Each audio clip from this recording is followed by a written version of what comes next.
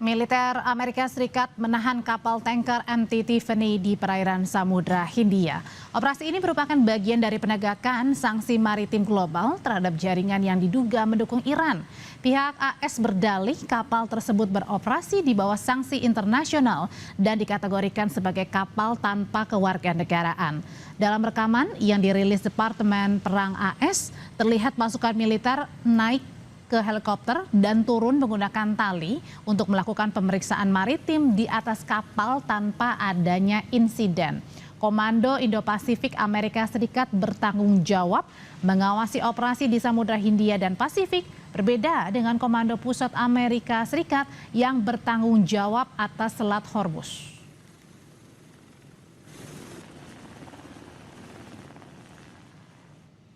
Kemunculan kapal perang Amerika Serikat di Selat Malaka tidak hanya memicu perhatian publik tapi juga menimbulkan pertanyaan besar. Mengapa kapal perang AS ada di salah satu jalur pelayaran tersibuk di dunia di tengah dinamika geopolitik global? Benarkah ini hal yang biasa atau wajar atau sebaliknya bisa menjadi ancaman bagi Indonesia? Kita bahas sore ini bersama Sekjen IKA Strategic Center, Laksda Purnawirawan Surya Piranto. Selamat sore Pak Surya. Ya, selamat sore Mbak.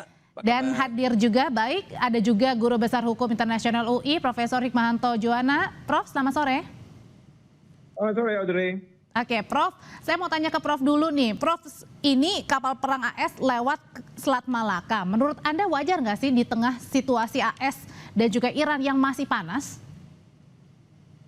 Pertama ya, kalau misalnya terkait dengan lintas damai yang dilakukan oleh kapal-kapal Amerika Serikat, itu sesuatu yang wajar ya. Dalam artian karena begini, Selat Malaka ini adalah selat yang sangat penting untuk pelayaran internasional.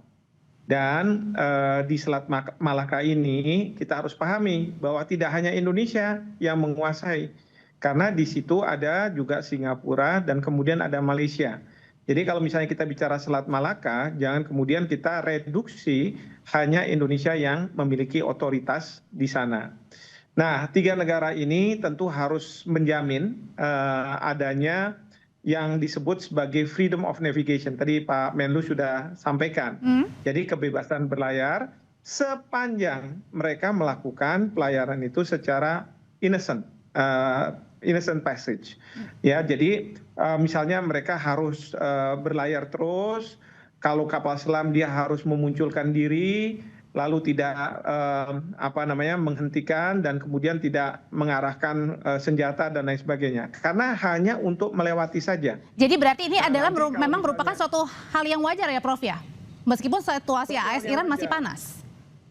Iya, jadi kenapa sekarang ini Amerika Serikat dan Iran masih panas dan banyak kapal Amerika yang lewat, itu kan kaitannya adalah mungkin banyak kapal-kapal dari berbagai pangkalan militer Amerika termasuk yang dari Asia Pasifik ini yang harus ke Timur Tengah. Karena mungkin Trump akan melancarkan serangan kembali ke Iran dan kemudian pada saat sekarang karena kemarin sudah melakukan serangan semakin menipis kan. Alutsista, armada dan rudal dan lain sebagainya, sehingga perlu mempertebal. Nah, mempertebal itu dari mana kapal-kapal itu? Nah, ini kapal-kapal yang katakanlah mungkin dari pangkalan militer di Australia, mungkin di Pasifik dan lain sebagainya, yang mereka akan melewati situ. Tapi kita Indonesia, tentu kita tidak bisa melarang gitu. Tapi Prof, bagaimana dengan tanggapan Anda ketika militer AS ini menahan kapal tanker di Samudra Hindia, Prof? Karena ini diduga merupakan jaringan yang mendukung Iran. Nah, kalau misalnya, kita harus lihat dulu ya, saya tidak melihat fakta-faktanya, tapi begini, kalau misalnya kan kemarin ini ada resolusi Dewan Keamanan PBB, bukan yang baru-baru ini, udah lama, bahwa Iran itu kena embargo begitu ya. Nah, dalam konteks untuk menegakkan bahwa tidak ada pihak-pihak tertentu yang bertransaksi dengan pihak Iran, maka sebenarnya siapa saja bisa menegakkan aturan yang ada di dalam resolusi Dewan Keamanan PBB. Nah, sekarang ini Amerika mungkin merasa bahwa ya sekarang sayalah mau menegakkan aturan itu. Karena kita tahu nggak ada polisi PBB yang Oke. bisa menegakkan itu. Nah, ini yang sekarang dilakukan oleh Amerika Serikat. Dia melakukan pengecekan, memastikan bahwa kapal-kapal ini tidak mengangkut misalnya barang-barang yang ditujukan ke Iran dan lain sebagainya. Mungkin ya, tapi saya sekali lagi karena tidak melihat fakta dan bukti-bukti, tentu saya tidak bisa secara konklusif mengatakan bahwa Oke. tujuannya adalah seperti itu. Oke, kalau dianggap sebagai sesuatu yang wajar, kemudian juga sudah ada sah begitu ya melintasnya kapal perang AS di Selat Malaka, biasanya Pak Surya, ini apa saja sih sebenarnya kesepakatan antara negara jika kapal perang asing ini melintasi perairan kita? Pak Surya? Ya, mungkin saya perlu menjelaskan dulu ya. Ya, halo, Silakan. halo, halo. Silakan Pak Surya. Ya, jadi saya perlu menjelaskan dulu karena ya, Mbak, mungkin sinyal saya kurang jelas ya. Aman Pak, Jadi silakan. saya perlu jelaskan dulu. Ya, halo. Silakan Pak Surya, silakan kami mendengar. Ya, oke, oke.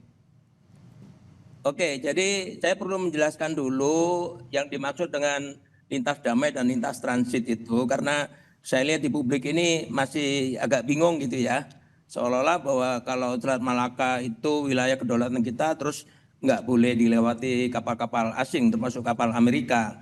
Nah, ada istilah lintas damai atau innocent passage, itu biasanya digunakan untuk lintas kapal, apakah itu di laut teritorial, perairan kepulauan atau perairan pedalaman kita.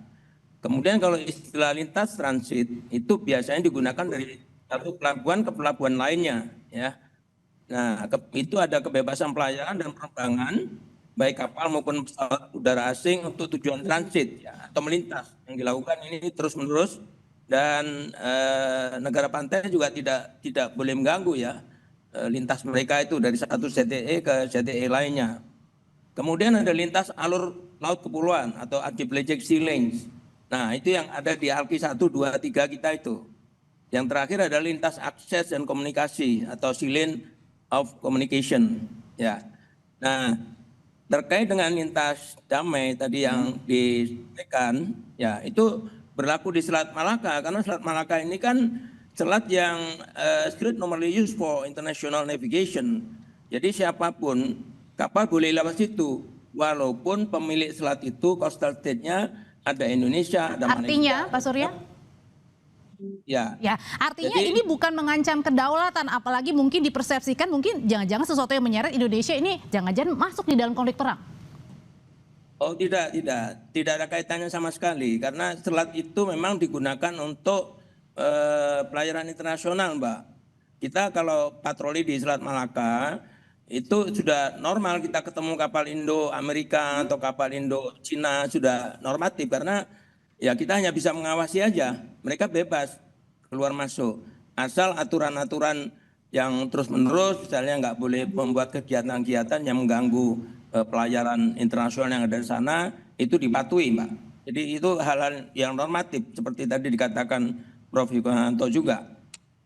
Oke, kalau gitu Prof sebenarnya apa hitung-hitungan untungnya bagi Indonesia nih ketika kapal perang AS lewat ke perairan kita?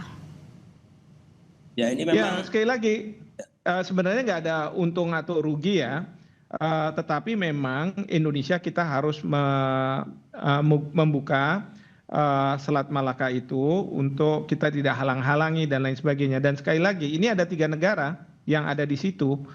Nah, satu itu, yang kedua, kalau mungkin ada ide Pak Purbaya kan nih buat pernyataan agak aneh juga. Awalnya bilang boleh tapi tidak boleh, gimana? Karena sebenarnya nggak bisa juga dikenakan tarif seperti itu, ya. Nah, tapi kalau dari pihak Singapura dia pintar, dia punya yang namanya kapal pemandu. Nah, kapal pemandu ini kalau misalnya kapal mau masuk ke Selat Malaka karena sangat dangkal ya untuk kapal-kapal tertentu bisa kandas karam gitu, maka ada yang namanya pemandu. Nah, pemandu ini itu dikuasai oleh Singapura, bayar mahal dan lain sebagainya untuk kapal-kapal ini bisa melewati dengan selamat. Nah, kalau misalnya Indonesia kita mau bilang sama Singapura nih, sama Malaysia, ayo kita ngomong lagi ya bicara boleh nggak kalau misalnya kita kan punya pelindo kita mau supaya Pelindo bisa menghasilkan uang. Boleh, tapi kita juga harus punya berbagai peralatannya dan saya yakin peralatannya sudah ada. Tinggal sekarang negosiasi dengan pihak Singapura.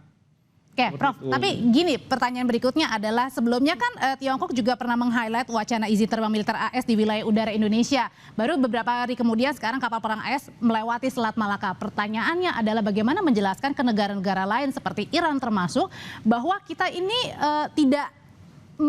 artinya adalah kita ini menganut politik bebas aktif dan tidak berpihak kepada negara manapun yang sedang berkonflik.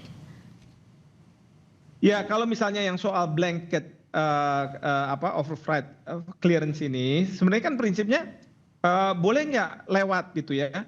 Prinsipnya kalau misalnya pesawat terjadwal sih boleh aja karena ada perjanjian internasional untuk itu ya, IASTA namanya. Tapi kalau untuk pesawat negara termasuk pesawat militer itu harus minta izin ke negara yang ada di bawahnya. Dan selama ini kita kalau nggak ada masalah kita kasih izin. Cuman yang diminta oleh Amerika Serikat ini blanket. Jadi dia bilang udahlah, kamu kasih saya izin untuk berapapun pesawat udara yang akan melintasi ke wilayah kamu tanpa kamu perlu tahu tujuannya apa, jenis pesawatnya apa. Jadi itu sebagai blanket. Nah itu yang kemudian diprotes oleh pihak Cina. Kalau misalnya satu persatu ya nggak ada masalah. Ya hak dari Indonesia sebagai negara berdaulat untuk memberikan kesempatan ya pesawat udara mau melintas. Cuman kan kita tahu blanket ini diminta oleh Amerika Serikat. Karena ya berbagai alasan, apakah untuk pemupukan kekuatan di Timur Tengah, pesawat-pesawat militernya melewati wilayah itu, dan itu nggak cuma Indonesia, harusnya juga ke negara-negara lain yang akan dilewati oleh pesawat militer Amerika Serikat. Atau itu berkaitan dengan misalnya ada konflik mungkin antara Taiwan dengan Cina, sehingga Cina mungkin agak lebih sensitif mengenai masalah ini. Iya, jadi itu yang kita harus dalami dan saya minta pemerintah untuk lebih menjelaskan, mengklirkan masalah seperti ini. Jangan sampai mereka juga penjelasannya kalau menurut Pak Surya sendiri seperti apa? Apakah tadi penjelasan dari Pak Menlu sendiri sudah cukup atau sebenarnya harus lebih clear detail lagi nih Pak Surya kalau menurut Anda? Ya, jadi memang kita harus memahami ya bahwa negara kita itu kan dulu negara pulau ya. Terdiri dari berbagai pulau. Nah di antara pulau-pulau itu perairan internasional, artinya rute-rute internasional yang biasa digunakan untuk pelayaran gitu ya. Nah setelah Juanda 57 kita berjuang terus sampai konvensi hukum laut internasional ketiga di Jamaika yang mengakomodir Indonesia sebagai state. Negara kepulauan. Nah kalau negara kepulauan itu berarti antara tanah dan air menjadi satu. Jadi poinnya ketika apa? Kita punya kewajiban kita memberikan jalan, memberikan akses. Maka kita buatlah Arki 1, 2, 3 termasuk di Selat Malaka untuk kapal-kapal atau pesawat udara asing itu bebas melalui situ. Jadi artinya ini sesuatu yang memang tidak bisa kita hindari ya Pak ya? Pak Surya? Tidak bisa karena itu kewajiban kita Mbak. Ya, itu kewajiban kita Mbak, memberikan akses itu. Terima kasih untuk penjelasannya Pak Surya, Prof Hikmah. Selamat sore Bapak-Bapak semua.